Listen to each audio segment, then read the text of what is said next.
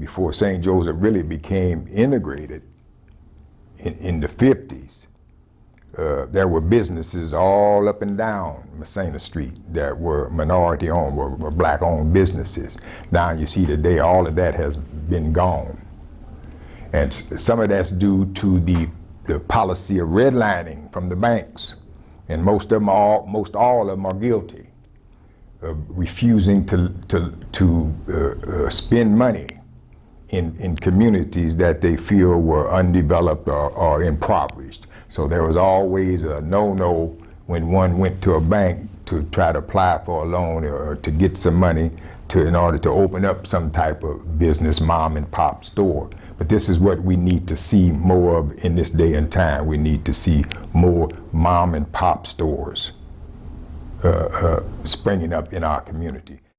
Yeah. Working with George Ray Patterson, who was with InterServe, and they was trying to do things from the South Side. Right.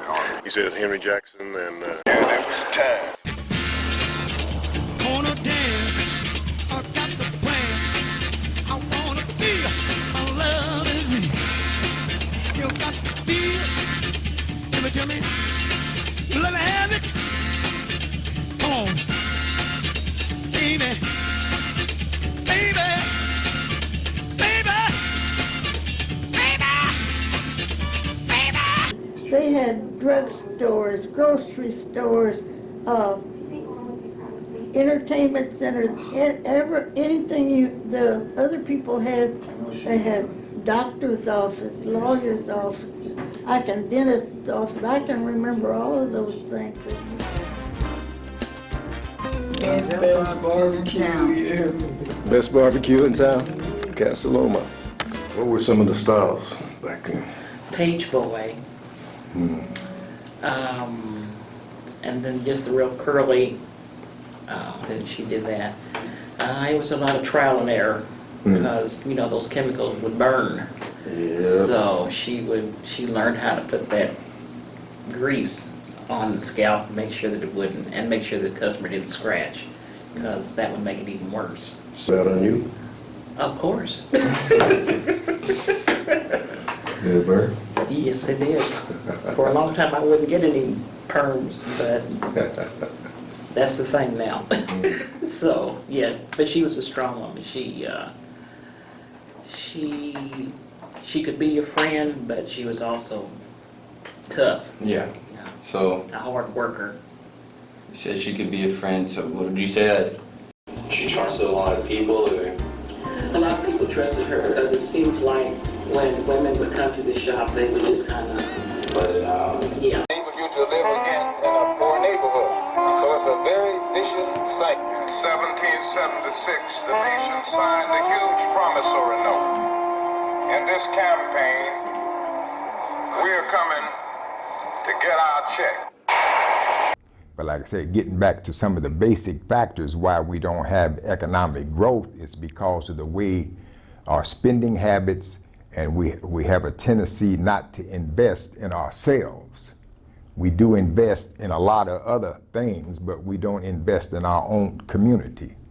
For example, we have a community in St. Joseph, Missouri, whereas the infrastructure in the community, for as the facilities one need, the beauty shops, the barber shops, the eating establishments, the nickel and dime stores, our community is absent that, especially on Messina Street if you go down through there, compared to the way it used to be 30 or 40 or 50 years ago, before integration really took over.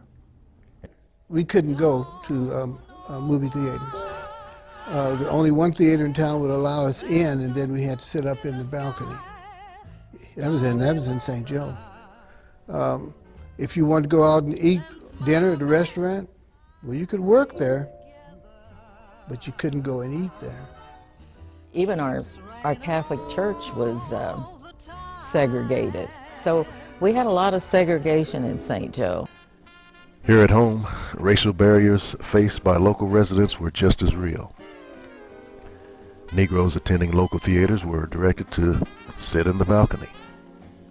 Public swimming pools were off limits. and you could spend your money at the lunch counter of the Five and Dime as long as you took your food and ate it elsewhere. Clarence Reed, I don't know if you know Clarence Reed.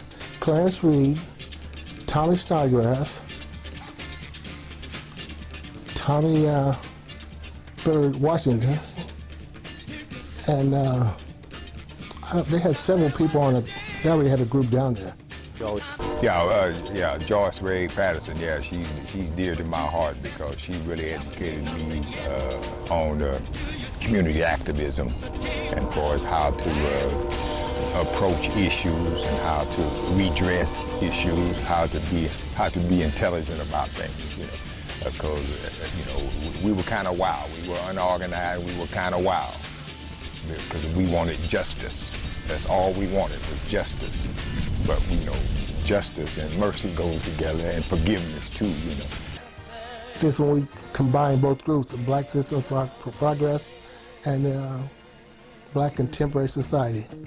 Yeah, and that's what really got us involved. I really got involved in the whole movement at that particular time because that initiative had been put on the table to build the youth center, and we all came to an agreement that that was a solution to the problem. So it wasn't long till through all the conversation, they decided the best thing that could happen is to find a site where there'd be primarily a youth center. And at the time, a small grocery store at 20th Messina Street was for sale. And I don't remember who the owner was, but they wanted $5,000. And then we started raising money for the building. That's when we started making all those contacts, all those people. E.Y. Lingo came to that building once, handed me a check for $7,000. Just handed it to me like that. Sounds good. Be there or be square.